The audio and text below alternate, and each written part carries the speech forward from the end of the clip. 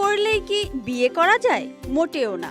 বিয়ের আগে শুধু ভালোবাসা যথেষ্ট নয়, জরুরি হচ্ছে সোজাসাপটা কিছু প্রশ্ন করা।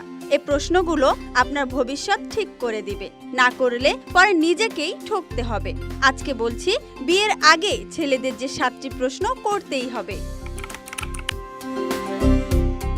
সোজাসাপটা প্রশ্ন, তোমার কি এখনো কারো প্রতি ফিলিংস আছে?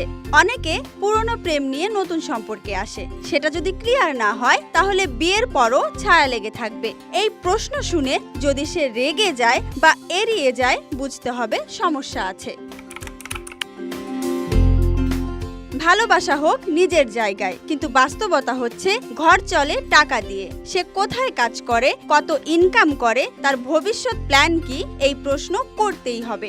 আমি কিছু একটা করব, এটা উত্তর না, এটা অদৃশ্য ভবিষ্যৎ। সে কি চায় আপনি ঘরে বসে থাকেন নাকি চাকরি করেন? নিজের স্বপ্ন নিয়ে বাঁচতে দেবে সে? অনেক ছেলে এখনো ভাবে বিয়ে মানেই গৃহবধূ। এই প্রশ্ন করবেন, কারণ এখানে বোঝা যায় সে আপনাকে পার্টনার ভাবে নাকি অধীনস্থ।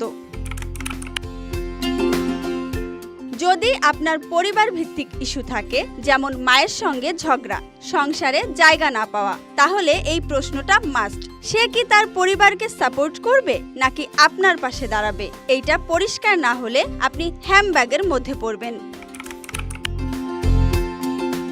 রাগ হলে চুপ থাকে, চিৎকার করে, জিনিসপত্র ছুঁড়ে নাকি ভায়োলেন্ট হয়? বিয়ের পর মানুষ খুব বেশি বদলায় না, তার রাগ, তার মানসিকতা সেরকমই থাকে। তাই আগেই জেনে নেওয়া ভালো আপনি কার সঙ্গে সারা জীবন থাকতে যাচ্ছেন।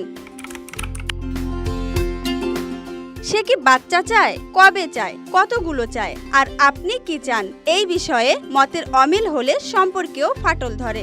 আপনার শরীর, আপনার জীবন, তাই এই প্রশ্নে আপনার মতামতে সমান গুরুত্ব থাকা প্রয়োজন।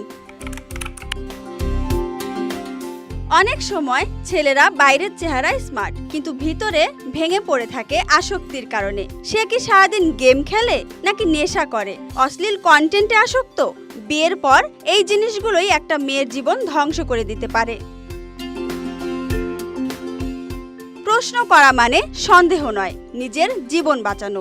বিয়ে মানে একটা পুরো লাইফ কমিটমেন্ট। তাই বিয়ের আগে ভয় না পেয়ে সাহস করে প্রশ্ন করুন।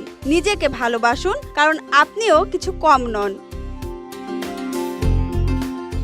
Dhaka express desk report.